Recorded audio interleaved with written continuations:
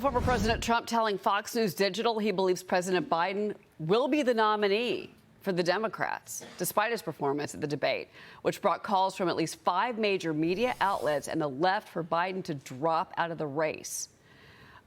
New polling from CBS News and YouGov. 72% of registered voters say President Biden should not be running for president.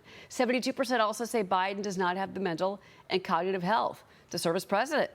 Meanwhile, members of President Biden's family meeting at Camp David this weekend, reportedly blaming his top campaign advisors and the CNN moderators for the president's poor debate performance, saying advisors overprepared him and they should be fired or demoted. Report also states First Lady Jill Biden and Hunter were the loudest voices urging the president to stay in the 2024 contest. Joining me now, Trump 2024 National Press Secretary Karoline Leavitt. Karoline, good morning to you. And I guess if you're President Trump, and I do want to hear how he's feeling and thinking about all of this morning, but if you're him, you're thinking, yeah, Joe Biden, stay in the race. It's obvious what's going to happen in November if you do. Yes. Well, we are confident that no matter who is at the top of the Democrat ticket, President Trump is going to win this election in November. He clearly proved on the debate stage last night that he is the strongest leader to bring our country back to strength and to greatness. And the Democrats, they did this to themselves. They're stuck with Joe Biden. It would be virtually impossible to put another candidate on the ticket. He's already sworn to more than 3,700 delegates on the first ballot at the DNC convention in just a few weeks. It would be nearly impossible to transfer tens of millions of dollars to another candidate committee. But again, with that said, it's the Democrats' open border policies that have allowed this mass invasion of illegal immigrants. We currently have 55 terrorists running around our country that our government cannot track. It's the Democrats' tax and spend policies that created the worst inflation crisis in a generation. President Trump wants to secure the border. He's going to bring inflation to become merely non-existent like it was in his first term. He displayed that last weekend. And so our campaign is going to move forward with President Trump on the top of the ticket. He's winning in all of the polls. As for the Democrats, they are in disarray. Well, let me ask you about this, Karoline, because it's obvious now where they're trying to shift their focus, the Democrats, and how they're trying to come back from that disaster that we saw Thursday night. And you saw Raphael Warnock, actually, from Georgia, saying, you know, the minute he was asked about Biden's poor debate performance, he switches over and says, well, but the former President Trump, he lied every night. You know, there was a lie every 90 seconds during the debate. And, oh, well, you know, he's a convicted felon, you know, 34 felonies. You know, we can't have that. I mean, that's what you and the campaign now are going to have to counter and have to argue back against, and which you have been doing. But it looks like we're really now getting that clear window into the campaign strategy from Biden and Harris. How do you come back at that? Well, they are delusional. More than 75% of Americans who watched that debate agree that Joe Biden was a disaster. 72%, according to the new CBS YouGov poll, do not believe that Joe Biden has the physical or mental stamina to lead this country for another 4 years. And that's what President Trump and our campaign has been saying for months. But the Democrats accused us of lying, accused us of editing cheap fake videos when that is just false. We have been displaying the reality about Joe Biden's cognitive decline, and now the whole world can see it. And the Democrat Party has been exposed for engaging in a massive cover-up scandal at the highest levels of our government. They have been lying to the American people about the state of their commander-in-chief. Joe Biden is now a walking, talking national security risk. His dereliction of duty, his incompetence, which we now know he's only apparently functioning from 10 to 4, according to a new Axios report that came out over the weekend, has led to the demise of our country. Again, we have 55 ISIS terrorists roaming around our country. This past weekend, after the debate performance, U.S. military bases in Europe have been put on high alert for a credible terrorist threat. The world is taking advantage of our country because we see how weak Joe Biden is. And the Democrat Party owns that. Voters will not forgive them for that. They should not. And that's why President Trump and Republicans are going to win in historic fashion up and down the ballot on November the 5th, because we need to return our country to strength, to dignity, to be respected again on the world stage, to bring down the cost of living, and to end the chaos and the crime that Joe Biden's incompetence has led to over the last 3.5 years. Well, and despite those points, again, I go back to what we are saying, that that campaign is going to, how they're trying to turn this around. around, clean up on aisle 5.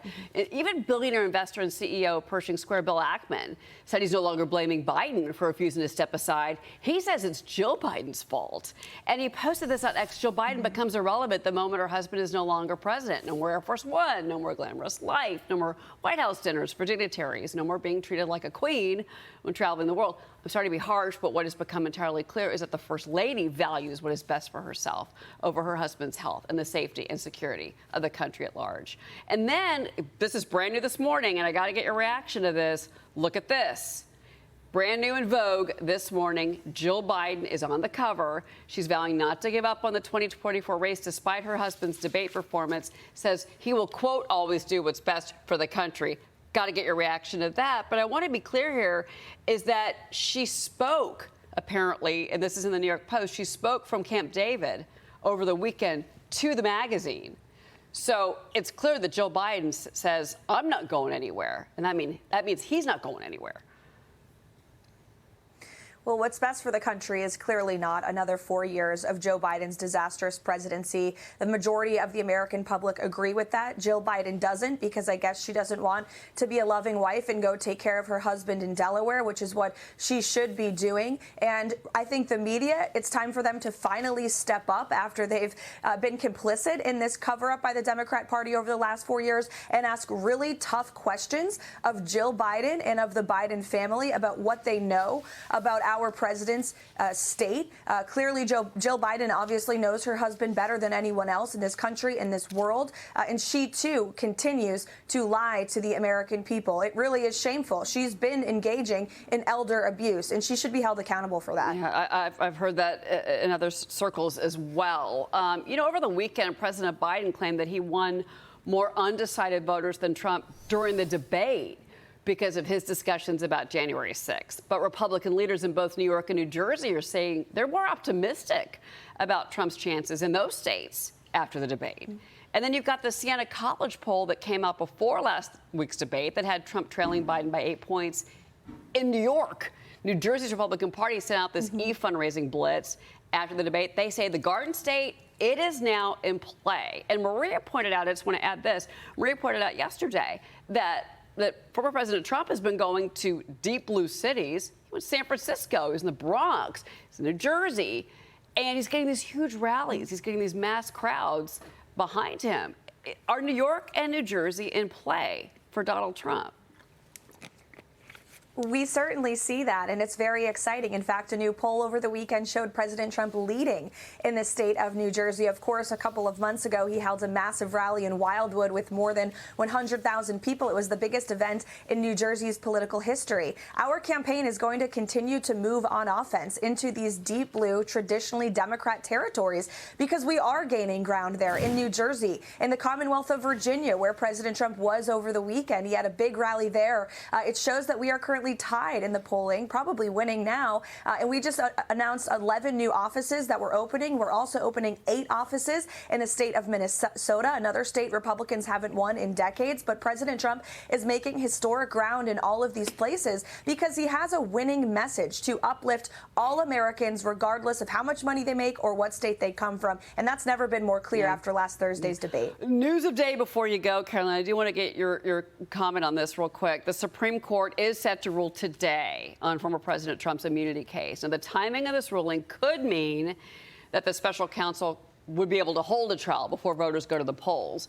Now, of course, Trump has shared his thoughts on the case. He wrote on Truth Social, without presidential immunity, a president of the United States literally could not function. It should be a strong immunity where our country can be powerful and thrive, and where opponents cannot hold up and extort a future president for political gain. Possible outcomes here. Trump's claim is rejected. That clears the way for the Smith trial and the criminal trial. That's one issue. The court finds Trump has complete immunity, and then that means the entire case is dead. Or there's a split decision, which many legal analysts are saying that's what they think they're going to get, that requires the D.C. district judge to separate action he took as president with actions he took as a candidate. So where's the president thinking today? How is Donald Trump feeling about this decision at 10 a.m.? Well, there's a lot of possible outcomes, as you just pointed out. We are hopeful that the Supreme Court will do the right thing and make sure that presidents, not just President Trump, but all future presidents, do have immunity from executive actions that they take. The executive office of the president would not be able to function without immunity. This is a very important case for the future of our country, and we pray the Supreme Court will do the right thing. Karoline Leavitt, always great to have you on the program. Come back anytime. Thank you.